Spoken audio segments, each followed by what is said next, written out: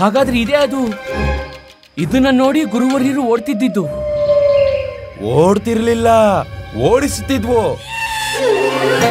ಇದೇ ಆಗಿತ್ತು ನಮ್ಮ ಯೋಜನೆ. ನಾವಿದನ್ನ ಓಡಿಸಿ ಓಡಿಸಿ ಓಡಿಸಿ ಇಲ್ಲಿ ಬೀಳ್ಸೋದು. ಮಹಾರಾಜ, ನಾವು ನಮ್ಮ ಕೌಶಲ್ಯದಿಂದ ಇದನ್ನು ಹಿಡಿದಿದ್ದೇವೆ. ಇವನೇ ಆ ದುಷ್ಟ ಆತ್ಮ. ಒಂದ್ಸಲ ಹುಲಿ, ಮತ್ತೊಂದ್ಸಲ ಆದಿಮಾನವ ರೂಪ ಬದಲಿಸುತ್ತಾನೆ. ಅದ್ಭುತ ಗುರುವರ್ಯ, ಅದ್ಭುತ. ನೀವು ಅತ್ಯಂತ ಸಾಹಸ ಪ್ರದರ್ಶನ ಮಾಡಿದ್ದೀರಿ. ಕೇವಲ ನಮಗಷ್ಟೇ ಅಲ್ಲ, ಜೊತೆಗೆ ಮರಿಪಟ್ಟಿ ಗ್ರಾಮಸ್ಥರಿಗೂ ತುಂಬಾ ದೊಡ್ಡ ಉಪಕಾರ ಮಾಡಿದ್ದೀರಿ. ಗುರುಜಿ, ನೀವಂತೂ ಚಮತ್ಕಾರ ಮಾಡಿಬಿಟ್ರಿ. ಮುದಿನ್ ನಂಬೋಕ್ಕಾಗಲ್ಲ. ಸಿಪಾಯಿಗಳೇ, ಬಂಧಿ ಮಾಡಿ ಇವನನ್ನ.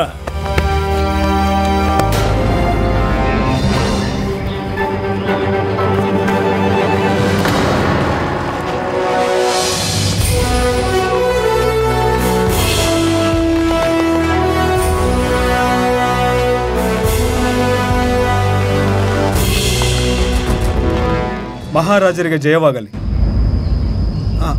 ಆಚಾರ್ಯರೇ, ನಿಮ್ಮನ್ನ ಕಂಡು ಮನಸ್ಸಿಗೆ ಪ್ರಸನ್ನವಾಯಿತು.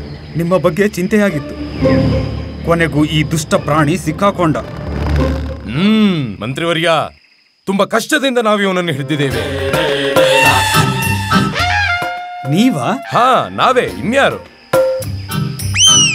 ನಾವು ಬಯಸಿದ್ದಿದ್ರೆ ಇವನನ್ನ ಮೊದಲ ದಿನವೇ ಹಿಡಿಬಹುದಿತ್ತು, ಆದ್ರೆ ಹಿಡಿಲಿಲ್ಲ. ನಾವಿವನನ್ನು ಉದ್ಧಾರ ಮಾಡ ಬಯಸಿದ್ದೆವು. ಪೂರ್ತಿ ರಾತ್ರಿ ಇವನ ಸಮಕ್ಷ ಕುಳಿತಿದ್ದೆವು, ಅರ್ಥ ಮಾಡಿಸುತ್ತಿದ್ದೆವು. ಬಿಟ್ಟು ಬಿಡು, ಬಿಟ್ಟು ಬಿಡು, ಬಿಟ್ಟು ಬಿಡು, ಪಶು ಪ್ರವೃತ್ತಿಯನ್ನು ಬಿಡು ಎಂದು ಕೇಳಲೇ ಇಲ್ಲ. ಕೊನೆಗೆ ಇವನನ್ನ ಮಂತ್ರದ ಶಕ್ತಿಯಿಂದ ನಾವಿವನನ್ನು ವಶಪಡಿಸಬೇಕಾಯಿತು. ಅದ್ಭುತ ಆಚಾರ್ಯರೇ, ತಾವಂತೂ ಚಮತ್ಕಾರಿಗಳು. ಹಾ, ಅದಂತೂ ಹೌದು. ಮಹಾರಾಜ, ಈಗ ಭಯಪಡುವ ಅವಶ್ಯಕತೆ ಇಲ್ಲ. ನಿಮ್ಮ ಅಪರಾಧಿ ನಿಮ್ಮ ಸಮಕ್ಷ ನಿಂತಿದ್ದಾನೆ. ತತ್ಕಾಲ, ಈಗಲೇ, ಇದೇ ಸಮಯ ಇವನ ವಧೆ ಮಾಡಿ. ಇಲ್ಲ ಇಲ್ಲ ಮಹಾರಾಜ, ಹಾಗೆ ಮಾಡಕ್ಕಾಗೋದಿಲ್ಲ. ಏಕೆ ಪಂಡಿತ ರಾಮಕೃಷ್ಣ? ನಾವೇಕೆ ಮಾಡಲಾಗುವುದಿಲ್ಲ? ಏಕೆಂದ್ರೆ ಮಹಾರಾಜ, ಯಾವ ಜನರನ್ನ ಭಕ್ಷಣೆ ಮಾಡ್ತಿದ್ನೋ ಅದು ನರಭಕ್ಷಕ. ಇವ್ರಿಗೆ ಮೊದಲು ಹುಲಿಯಾಗಿ ಪರಿವರ್ತನೆ ಆಗೋ ಅವಕಾಶ ಕಲ್ಪಿಸಬೇಕು. ಅದರ ನಂತರವೇ ಇದಕ್ಕೆ ದಂಡನೆ ನೀಡುವುದು ಉಚಿತ. ಏಕೆ ಪಂಡಿತ ರಾಮಕೃಷ್ಣ, ನೀವದರ ಪಕ್ಷ ಏಕೆ ನಿಲ್ಲುತ್ತಿದ್ದೀರಾ? ಪ್ರಯೋಜನವೇನು ನಿಮ್ಮದು? ಗುರುವರ್ಯ, ನನ್ನದು ಯಾವುದೇ ಪ್ರಯೋಜನ ಇಲ್ಲ. ಆದ್ರೆ ಮಹಾರಾಜ, ಒಂದು ವೇಳೆ ಹುಲಿಯ ರೀತಿ ಪರಿವರ್ತನೆಯಾದ ನಂತರವೇ ಮೃತ್ಯುದಂಡನೆ ನೀಡಿದ್ರೆ ಜನರಿಗೆ ವಿಶ್ವಾಸವಾಗುತ್ತೆ ಇದು ಅದೇ ನರಭಕ್ಷಕ ಅಂತ. ಮತ್ತೆ ಎಲ್ಲಾ ಕಥೆಯೂ ಅಂತ್ಯವಾಗುತ್ತೆ. ಪಂಡಿತ ರಾಮಕೃಷ್ಣ, ನಿಮ್ಮ ಕಥನದ ತಾತ್ಪರ್ಯ ಏನು? ನಿಮಗೇನು ಅನಿಸುತ್ತಿದೆ? ನಾವು ಮಿಥ್ಯೆ ಹೇಳ್ತಿದ್ದೀವಿ? ನಮ್ಮ ಕಥನದ ಬಗ್ಗೆ ವಿಶ್ವಾಸವಾಗುತ್ತಿಲ್ಲವೇ? ನಾವು ನಮ್ಮ ಪ್ರಾಣವನ್ನು ಪಣಕ್ಕಿಟ್ಟು ಈ ರಕ್ಕಸನನ್ನು ಹಿಡಿದಿದ್ದೇವೆ ಮತ್ತು ನಿಮ್ಮೆಲ್ಲರನ್ನು ಭಯಮುಕ್ತಗೊಳಿಸಿದ್ದೇವೆ. ನನ್ನ ಮಾತಿನ ತಾತ್ಪರ್ಯ ಖಂಡಿತ ಹಾಗಲ್ಲ ಗುರುವರ್ಯ. ನಾನು ಕೇವಲ ಇದನ್ನ ಹೇಳ ಬಯಸ್ತಿದ್ದೆ, ಒಂದ್ ವೇಳೆ ಲಕ್ಕಣ್ಣ ಮತ್ತು ಗ್ರಾಮಸ್ಥರ ಭಯ ದೂರವಾದ್ರೆ ಅದರಿಂದ ಅಹಿತ ಏನು? ಮತ್ತೆ ನಾವು ಒಬ್ಬ ಮನುಷ್ಯನನ್ನ ಹುಲಿಯ ರೀತಿ ಪರಿವರ್ತನೆ ಆಗೋದನ್ನ ನೋಡುವ ಅದ್ಭುತ ಅವಕಾಶ ಸಿಗುತ್ತೆ. ಅದನ್ನ ಯಾಕೆ ಕಳ್ಕೋಬೇಕು? ಮಹಾರಾಜ, ನಮಗನಿಸುತ್ತದೆ ಪಂಡಿತ ರಾಮಕೃಷ್ಣರ ಕಥನದಲ್ಲಿ ಸತ್ಯವಿದೆ ಎಂದು. ನಾವೇಕೆ ಆದಿಮಾನವ ಹುಲಿಯಾಗಿ ಬದಲಾಗುವುದನ್ನ ನೋಡಬಾರದು? ಒಂದ್ ವೇಳೆ ಇದು ರೂಪ ಬದಲಿಸದೇ ಇದ್ದರೆ, ಪರಿವರ್ತನೆ ಆಗದಿದ್ದರೆ ಆಗೇನು ಮಾಡುವುದು? ಹಾಗಾಗಕ್ ಸಾಧ್ಯನೇ ಇಲ್ಲ ಮಹಾರಾಜ. ಗುರುವರ್ಯರು ತಮ್ಮ ನೇತ್ರಗಳಿಂದ ಅದ್ಭುತ ಚಮತ್ಕಾರ ನೋಡಿದ್ದಾರೆ. ಏನ್ ಗುರುವರ್ಯ, ನೋಡಿದಿರಲ್ವಾ? ಹಾ, ಅವಶ್ಯ ಅವಶ್ಯ, ನಾವು ನೋಡಿದೀವಿ ಮಹಾರಾಜ. ಅವಶ್ಯ ಅಂತ ಹೇಳ್ತಿದ್ದಾರೆ. ಹಾಗಾದ್ರೆ ಸರಿ, ಈ ಆದಿ ಮಾನವನಿಗೆ ಹುಲಿಯಾಗಿ ಪರಿವರ್ತನೆ ಆಗಲು ಒಂದು ಅವಕಾಶ ನೀಡುತ್ತೇವೆ. ಯಾವಾಗ ಇವನು ಪರಿವರ್ತನೆ ಆಗುವನೋ ಇವನ ವಧೆ ಮಾಡಲಾಗುವುದು. ಮತ್ತದರ ನಂತರ ನಾವೆಲ್ಲರೂ ಪುನಃ ವಿಜಯನಗರಕ್ಕೆ ಹಿಂದಿರುಗುತ್ತೇವೆ. ಮಂತ್ರಿವರ್ಯ, ಮಹಾರಾಜ, ನೀವು ಈ ಶುಭ ಸಮಾಚಾರ ಕೊಂಡು ಹೋಗಿ, ಶೀಘ್ರ ಹೋಗಿ ಮತ್ತು ಲಕ್ಕಣ್ಣ ಸಮಸ್ತ ಗ್ರಾಮಸ್ಥರಿಗೆ ಆದೇಶವನ್ನು ನೀಡಿ ಎಲ್ಲರೂ ಇಲ್ಲಿ ಉಪಸ್ಥಿತರಾಗಲು ಮತ್ತವರಿಗೆ ಸೂಚನೆ ನೀಡಿ ನರಭಕ್ಷಕನನ್ನು ಬಂಧಿ ಮಾಡಲಾಗಿದೆ ಎಂದು. ಮತ್ತು ಒಮ್ಮೆ ಈತ ಹುಲಿಯ ರೂಪ ಧಾರಣೆ ಮಾಡಿದ ಮೇಲೆ ಆಗ ಎಲ್ಲರ ಸಮಕ್ಷ ಇವನ ಪ್ರಾಣ ತೆಗೆಯಲಾಗುವುದು. ತಮ್ಮ ಆಜ್ಞೆ ಮಹಾರಾಜ.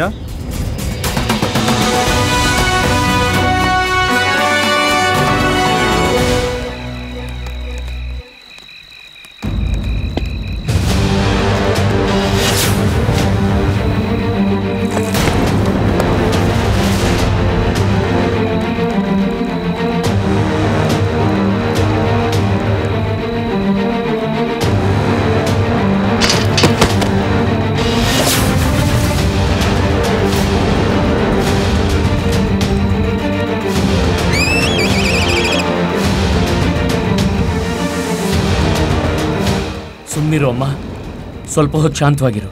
ಪ್ರತೀಕ್ಷೆ ಮಾಡು ಸ್ವಲ್ಪ ಸಮಯ.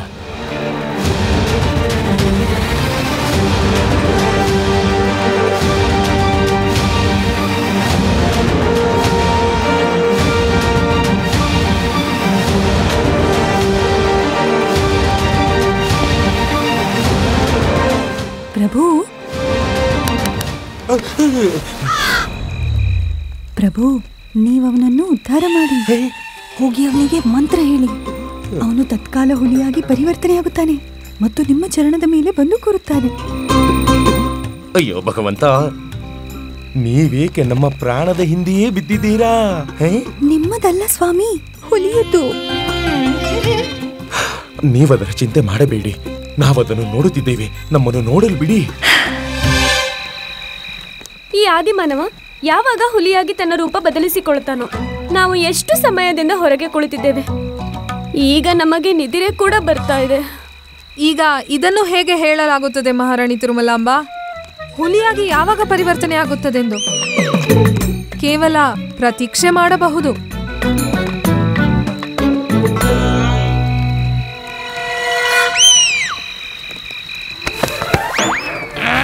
ಏನ್ ಮಾಡ್ತಿದ್ಯಾ? ಮಹಾರಾಜರು ಕೂತಿದ್ದಾರೆ. ಅಷ್ಟರಲ್ಲಿ ನಾವು ಎಲ್ರಿಗೂ ನಿಮ್ಮೆ ಶರ್ಬತ್ ಮಾಡ್ಕೊಂಡ್ ಬರ್ತೇವೆ. ಇಲ್ಲ, ಅರ್ಥಾತ್ ಶಾಂತಿ, ಶಾಂತಿ, ತಾಳ್ಮೆ. ಶಾಂತವಾಗಿರಿ, ನೀವೆಲ್ಲರೂ ತಾಳ್ಮೆಯಿಂದಿರಿ. ಇನ್ನೇನು, ಇವನು ಹುಲಿಯಾಗಿ ಪರಿವರ್ತನೆ ಆಗುವನು ಈಗ. ಗುರುವರ್ಯ, ನೀವು ನೋಡಿದ್ದಿರಲ್ಲವೇ ನಿಮ್ಮ ಕಣ್ಣುಗಳಿಂದ? ಹಾಗಾದ್ರೆ ನಿಮ್ಮೆ ಶರ್ಬತ್ತಿನ ಅವಶ್ಯಕತೆಯೇ ಇಲ್ಲ. ಅದಕ್ಕೂ ಮೊದಲೇ ಇವನು ರೂಪ ಪರಿವರ್ತನೆ ಮಾಡುತ್ತಾನೆ. ನೀವು ಕುಳಿತುಕೊಳ್ಳಿ.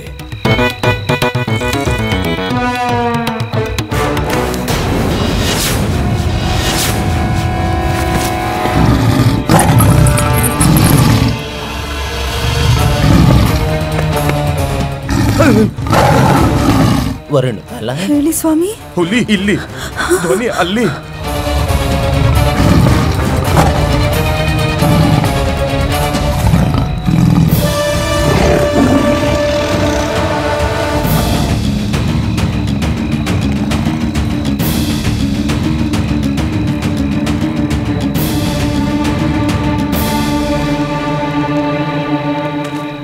ಈ ಹೊಗೆಯ ದುರ್ಗಂಧ ಏನನ್ನು ಸುಡುತ್ತಿರುವ ಹಾಗಿದೆ. ಮಹಾಮಂತ್ರಿಗಳೇ, ಮಹಾರಾಜ, ಶೀಘ್ರವೇ ಪತ್ತೆ ಹಚ್ಚಿ ಏನು ಸುಡುತ್ತಿದೆ ಎಂದು. ಅದು ಮಹಾರಾಜ, ಆ ಬೆಂಕಿಯನ್ನ ನಮ್ಮ ಸೈನಿಕರೇ ಹಾಕಿದ್ದಾರೆ. ನಮ್ಮ ಸೈನಿಕರೇ? ಏಕೆ? ನಾವೇ ಸೈನಿಕರಿಗೆ ಹೇಳಿದ್ದೆವು, ಒಂದ್ ವೇಳೆ ಹುಲಿ ಬಂದರೆ ಬೆಂಕಿಯನ್ನ ಹೊತ್ತಿಸಲು, ಅದರಿಂದಾಗಿ ಆ ಹುಲಿ ಓಡಿ ಹೋಗಲಿ ಎಂದು. ನಿಮಗೆ ತಿಳಿದಿಲ್ಲವೇ ನಾವು ಯಾವ ಪ್ರಯೋಜನಕ್ಕಾಗಿ ಇಲ್ಲಿ ಬಂದಿದ್ದೇವೆ ಎಂದು? ಗೊತ್ತಿದೆ ಮಹಾರಾಜ, ಹುಲಿಯನ್ನ ಹಿಡಿಯಲಿಕ್ಕೆ. ಹಾಗಾದರೆ ನೀವು ಹುಲಿಯನ್ನು ಓಡಿಸುವ ಪ್ರಯತ್ನ ಏಕೆ ಮಾಡುತ್ತಿದ್ದೀರಿ? ಮಹಾರಾಜ, ನಾವಿದರ ಬಗ್ಗೆ ವಿಚಾರವೇ ಮಾಡಲಿಲ್ಲ, ಕ್ಷಮೆ ಬೇಡುತ್ತೇವೆ ಮಹಾರಾಜ. ವಿಚಾರ ವಿಮರ್ಶೆ ನಂತರ ಮಾಡಿ. ಸರ್ವಪ್ರಥಮ ನೀವು ಆ ಹುಲಿಯನ್ನು, ಅರ್ಥಾತ್ ನೀವು ಆ ಬೆಂಕಿಯನ್ನು ಆರಿಸುವ ವ್ಯವಸ್ಥೆ ಮಾಡಿ. ಇಲ್ಲದಿದ್ದರೆ ಪೂರ್ತಿವನ್ನ ಸುಟ್ಟು ಹೋಗುತ್ತದೆ. ಹೋಗಿ. ತಮ್ಮಾಜ್ಞೆ ಮಹಾರಾಜ. ಸೈನಿಕರೇ, ಬನ್ನಿ ನಮ್ಮೊಂದಿಗೆ.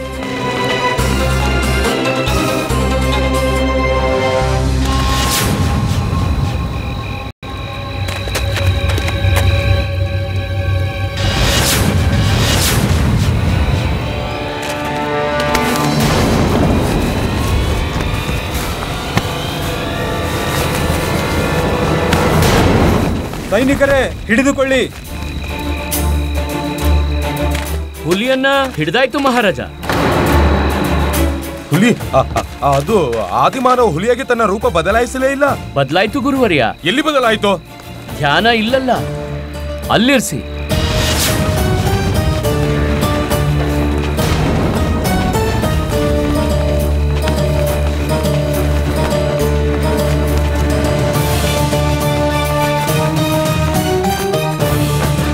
ಪಂಡಿತ ರಾಮಕೃಷ್ಣ, ಇದೆಂತ ಉಪಹಾಸ್ಯ ಮಾಡುತ್ತಿದ್ದೀರಾ ನೀವು? ಅದು ಲಕ್ಕಣ್ಣ. ಸ್ವಲ್ಪ ಸಮಯ ನೀಡಿ ಗುರುವರ್ಯ, ಈಗಲೇ ಎಲ್ಲ ಸ್ಪಷ್ಟಪಡಿಸ್ತೇನೆ.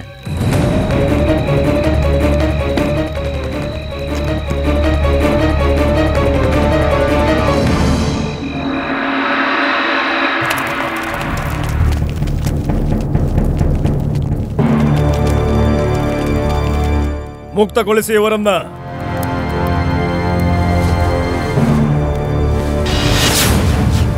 ಮಹಾರಾಜ, ಇದೇನು ಅಪಹಾಸ್ಯ ಮಾಡಲಾಗುತ್ತಿದೆ ನಮ್ಮೊಂದಿಗೆ? ಹುಲಿಯನ್ನು ಹಿಡಿಯಲಾಗಿದೆ ಎಂದು ಹೇಳಿ ನನ್ನನ್ನು ಕರೆಸಿ ಜಾಲದಲ್ಲಿ ಸಿಕ್ಕಿ ಹಾಕಿಸಿದರು. ಯಾವುದೋ ಪ್ರಾಣಿಯ ಹಾಗೆ. ನಮ್ಮ ಕಾಲುಗಳು ಗಾಯಗೊಂಡಿವೆ ಮಹಾರಾಜ. ಮಹಾರಾಜ, ನೀವು ಯಾವ ಹುಲಿಯ ಪ್ರತೀಕ್ಷೆ ಮಾಡ್ತಿದ್ರೋ ಅದು ಇವರೇ. ಮತ್ತು ಆತಂಕ ಯಾರು ಎಬ್ಸಿದಾರೋ ಅದನ್ನು ಇವರೇ ಎಬ್ಸಿದ್ದಾರೆ. ನೀವೇನು ಹೇಳುತ್ತಿದ್ದೀರಿ ಪಂಡಿತರೆ? ನಾವು ಮೊದಲೇ ಹುಲಿಯ ಆತಂಕದಲ್ಲಿ ಚಿಂತಿತರಾಗಿದ್ದೇವೆ. ಹಾ, ನೀವೇನ್ ಹೇಳ್ತಿದ್ದೀರಾ ಪಂಡಿತ ರಾಮಕೃಷ್ಣ? ಇವರು ಅತ್ಯಂತ ಮುಗ್ಧ ಗ್ರಾಮವಾಸಿಗಳು. ಇವರೊಂದಿಗೆ ಈ ರೀತಿ ವ್ಯವಹಾರ ಏಕೆ? ನೀವಿವರನ್ನು ಹುಲಿ ಎಂದು ಏಕೆ ಹೇಳುತ್ತಿದ್ದೀರಿ? ಗುರುವರ್ಯ, ನನಗೆ ವಿಷಯ ಅರ್ಥ ಮಾಡಿಸೋದಕ್ಕೆ ಅವಕಾಶ ಕೊಡಿ. ಏನು ಅರ್ಥ ಮಾಡಿಸ್ತೀರಾ? ಇವರೆಲ್ಲ ಹುಲಿ ಅಂತಲೇ? ಗುರುವರ್ಯ, ನನಗೆ ಪೂರ್ತಿ ಪ್ರಕರಣ ಅರ್ಥ ಮಾಡಿಸೋದಕ್ಕೆ ಬಿಡಿ. ಅರ್ಥ ಮಾಡಿಸಿ. ಏನ್ ಅರ್ಥ ಮಾಡಿಸ್ತೀರೋ ನೀವು ಅರ್ಥ ಮಾಡಿಸಿ. ಗುರುವರ್ಯ, ಪಂಡಿತ ರಾಮಕೃಷ್ಣರಿಗೆ ಅವರ ಮಾತುಗಳನ್ನು ಪ್ರಸ್ತುತಪಡಿಸಲು ಅವಕಾಶ ನೀಡಿ. ಹೇಳಿ ಪಂಡಿತ ರಾಮಕೃಷ್ಣ, ನೀವಿವರೆಲ್ಲರನ್ನು ಹಿಡಿದಿದ್ದೇಕೆ? ನಾನೆಲ್ಲಿ ಹಿಡಿದಿದ್ದೀನಿ ಪ್ರಭು? ಹಿಡಿದಿರೋರು ನೀವು. ನಾವು ಹಿಡಿದಿದ್ದೇವೆಯೇ? ಹಾ ಮಹಾರಾಜ, ಈ ಎಲ್ಲಾ ಚಮತ್ಕಾರ ನಿಮ್ಮ ಬಾಣತೆ ಆ ರಾತ್ರಿ ನೀವು ಆ ಹುಲಿ ಮೇಲೆ ಹೊಡೆದಿದ್ರಿ. ನಮ್ಮ ಬಾಣದಿಂದಲೇ ಪಂಡಿತ ರಾಮಕೃಷ್ಣ. ಪಂಡಿತರೇ, ನೀವೇನಾದರೂ ಹೇಳ ಬಯಸುತ್ತಿದ್ದರೆ ಸ್ಪಷ್ಟ ರೂಪದಲ್ಲಿ ಹೇಳಿ. ಆಗ್ಲಿ ಮಹಾರಾಜ.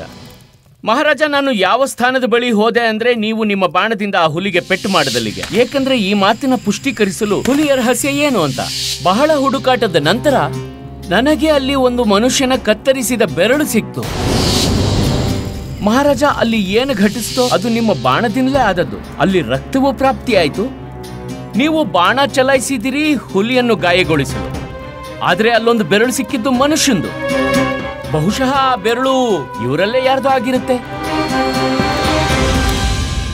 ಮೊದ್ಲಂತೂ ನಾನು ತುಂಬಾ ಭಯಭೀತನಾಗಿದ್ದೆ. ನನಗೆ ಪ್ರತೀತಿಯಾಗಿತ್ತು ಅಂದ್ರೆ ಹುಲಿಯಿಂದ ಮನುಷ್ಯನ ರೂಪ ಪರಿವರ್ತನೆ ಕಥನ ಸತ್ಯವಾಯ್ತು ಅಂತ. ಅದರ ನಂತರ ನಾನು ರಾಜನರ್ತಕಿ ಸೌದಾಮಿನಿ ದೇವಿಯವರ ಶಿಬಿರ ತಲುಪಿದೆ. ಅಲ್ಲಿ ನನಗೆ ಹುಲಿಯ ಒಂದು ಬಾಲ ಸಿಕ್ತು.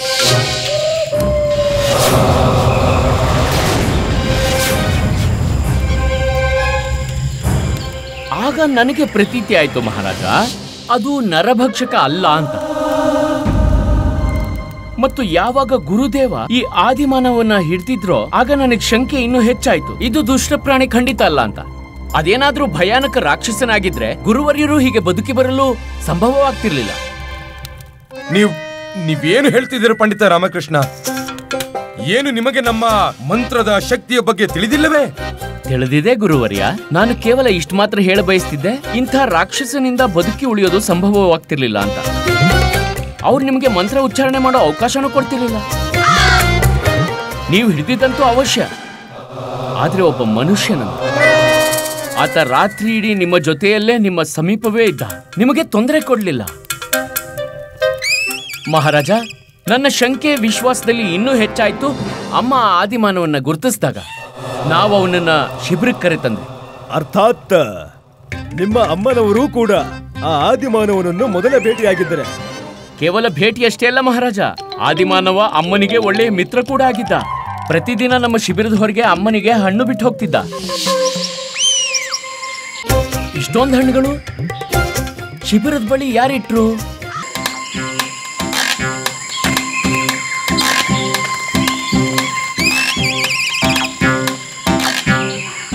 ಅಮ್ಮ, ಇಷ್ಟೊಂದು ಹಣ್ಣುಗಳು ಯಾರಿಟ್ಟು ಹೋಗಿದ್ದಾರೆ? ಇದು ನನ್ಗಾಗಿ, ಅರ್ಥಾತ್ ಅಮ್ಮನಿಗಾಗಿ. ಮಹಾರಾಜ, ಅಮ್ಮ ನನಗೆ ಹೇಳಿದ್ರು ಯಾವಾಗ ನಾವೆಲ್ಲರೂ ರಾತ್ರಿ ಮಲಗ್ತಿದ್ವೋ ಆಗ ಅವರ ಭೇಟಿ ಆದಿಮಾನವನೊಂದಿಗೆ ಆಗ್ತಿತ್ತು.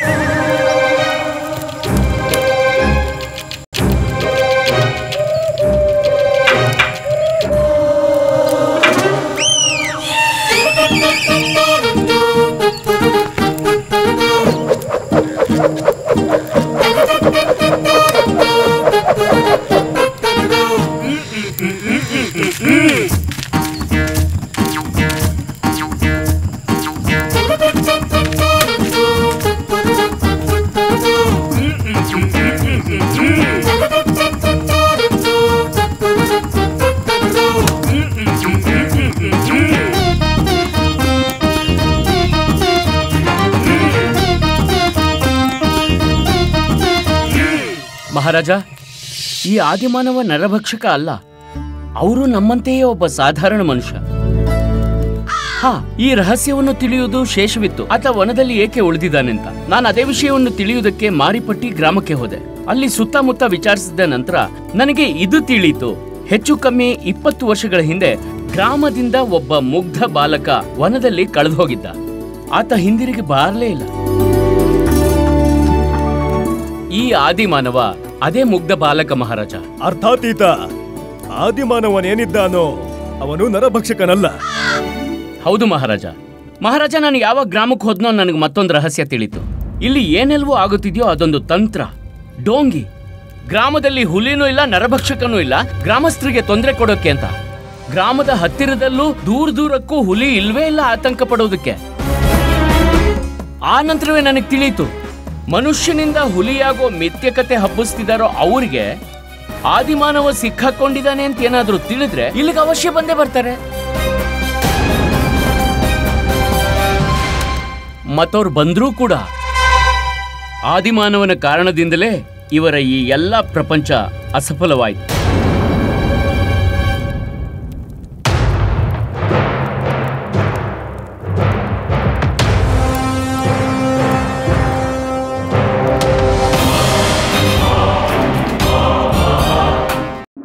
ಯಾವಾಗ ನಾವು ನೀವೆಲ್ಲರೂ ಆದಿಮಾನವನ ಹುಲಿಯಾಗಿ ರೂಪದಲ್ಲಿ ಪರಿವರ್ತನೆ ಆಗೋದನ್ನ ಪ್ರತೀಕ್ಷೆ ಮಾಡ್ತಿದ್ವೋ, ಇವರು ಕೂಡ ಪ್ರತೀಕ್ಷೆ ಮಾಡ್ತಿದ್ರು. ಆದರೆ ಮರದ ಹಿಂದೆ ಅವಿತು. ನೀವು ಇವರನ್ನ ಆಮಂತ್ರಿಸಿದ್ರಿ, ಆದರೆ ಇವರು ಉಪಸ್ಥಿತರಾಗಲಿಲ್ಲ. ಇವರು ಅವಿತು ಅವಕಾಶ ಪ್ರತೀಕ್ಷೆ ಮಾಡ್ತಿದ್ರು ಆದಿಮಾನವನ ಬಳಿ ಬಂದು ಅವನನ್ನು ಸಮಾಪ್ತಿ ಮಾಡೋದಕ್ಕೆ. ನಡೀರಿ, ಹೊರಡಿ ಮೊದಲು ಇಲ್ಲಿಂದ.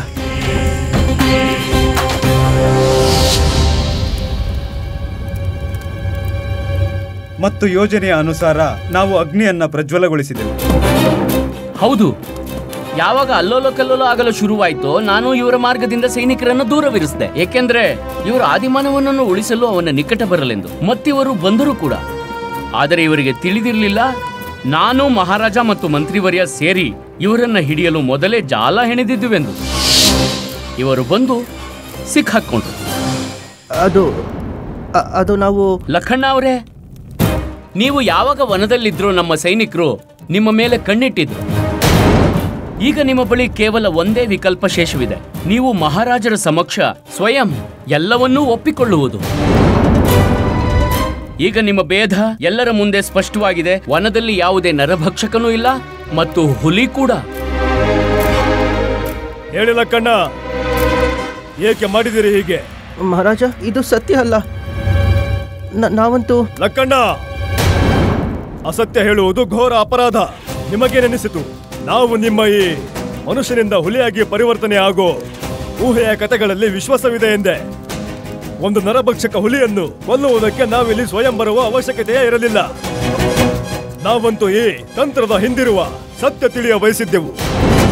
ನಮಗೆ ರಾಮಕೃಷ್ಣರಿಂದ ತಿಳಿಯಿತು. ಲಕ್ಕಣ್ಣ, ನೀವು ನಮಗೆ ಹೇಳಿ, ನೀವೆಲ್ಲರೂ ಈ ಆದಿಮಾನವನ ವಧೆ ಮಾಡಲು ಏಕೆ ಬಯಸಿದ್ದೀರಿ?